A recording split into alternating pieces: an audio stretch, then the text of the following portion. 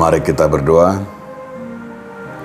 Kasih karunia dan damai sejahtera dari Allah Bapa dan dari anaknya Tuhan Yesus Kristus menyertai kamu sekalian. Amin. Salam saudaraku, marilah kita mendengarkan firman Tuhan hari ini yang tertulis dalam kitab 1 Korintus 1 ayat 18. Sebab pemberitaan tentang salib memang adalah kebodohan bagi mereka yang akan binasa. Tetapi bagi kita yang diselamatkan, pemberitaan itu adalah kekuatan Allah. Ai hautodo hata nataringot tu silangi di rohani akan ala omagu alai kaguguni di batadui di hita nadapotan haluang. Demikianlah firman Tuhan. Saudaraku, judul renungan kita hari ini adalah salib. Apa itu salib? Mengapa pemberitaan tentang salib itu adalah sebuah kebodohan dan bahkan yang paling mengerikan, sering menjadi batu sandungan? Karena dianggap bahwa pemberitaan salib adalah sebagai dasar kebodohan. Tapi bagi kita Allah, salib itu adalah baik, keselamatan dalam iman. Memang menurut hukum, menurut dunia, salib itu adalah penyiksaan, penghukuman yang mati karena sebuah kejahatan. Jadi di dalam tradisi orang Yahudi atau Persia atau orang Romawi, orang yang disalibkan itu adalah orang-orang yang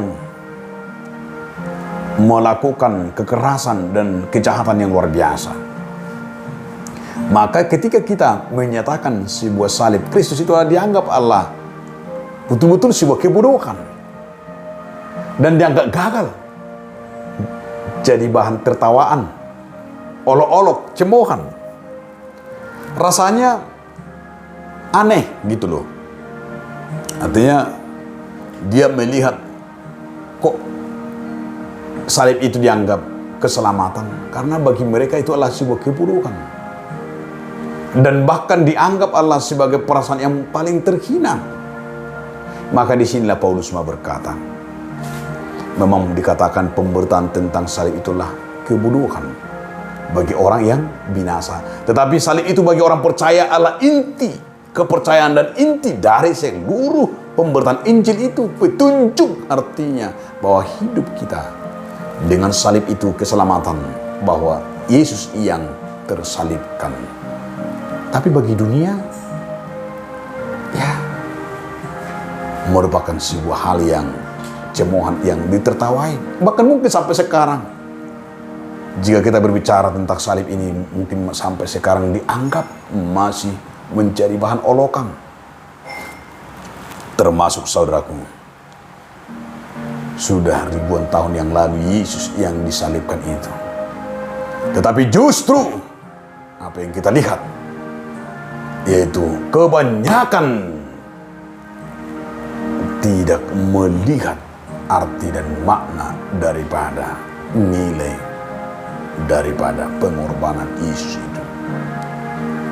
Ketidakmengertian mereka membuat mereka menilai salib itu hanya pikiran dan terbatas. Dan mereka selalu menyimpulkan salib itulah kebodohan. Nah, oleh karena itu saudara-saudaraku, bagaimana kita akan melihat sebagaimana pekerjaan Kristus ini sebagai keselamatan. Dan kita merangkai, kita melihat bahwa dengan salib itu adalah menjadi hikmat dan keselamatan bagi orang percaya. Ingatlah, salib membuat kita hidup benar dan tidak berbuat dosa lagi. Jangan sampai kita sudah terima salib Kristus tapi kita malah melakukan segala dosa.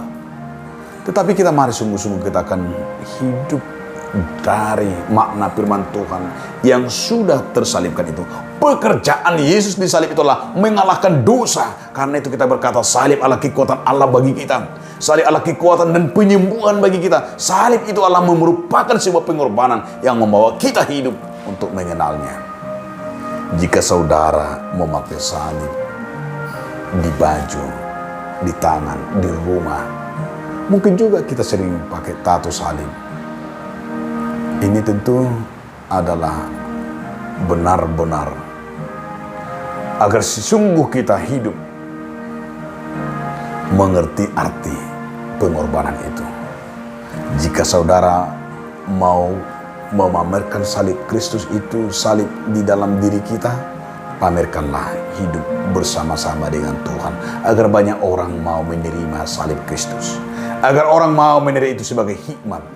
Karena itu jangan pernah ragu dan jangan pernah takut memberitakan Injil itu, memberitakan salib Kristus. Karena salib itulah hikmat Allah yang besar yang kita terima. Amin. Terima kasih Tuhan atas firman-Mu yang membawa kami untuk melihat segala rencana-Mu Tuhan. Walaupun salib itu sebagai keburukan bagi dunia, tetapi salib itulah yang membawa kami pengorbanan dan mengenal Tuhan. Amin.